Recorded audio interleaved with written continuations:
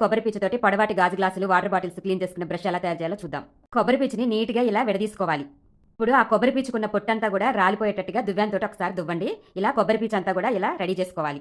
కొబ్బరి పీచంతా ఇలా నీట్‌గా రెడీ చేసుకోవాలి. కలర్ తీగ ఒకటి తీసుకోవాలి. సన్నగా ఉన్నది. ఎటు కావాలంటే అటు బెండ్ అవుతుంది ఈ తీగ. దీనికి ఈ కొబ్బరి పీచుని కొంచెం కొంచెంగా తీసుకొని ఇలా చుట్టుకుంటూ రావాలి.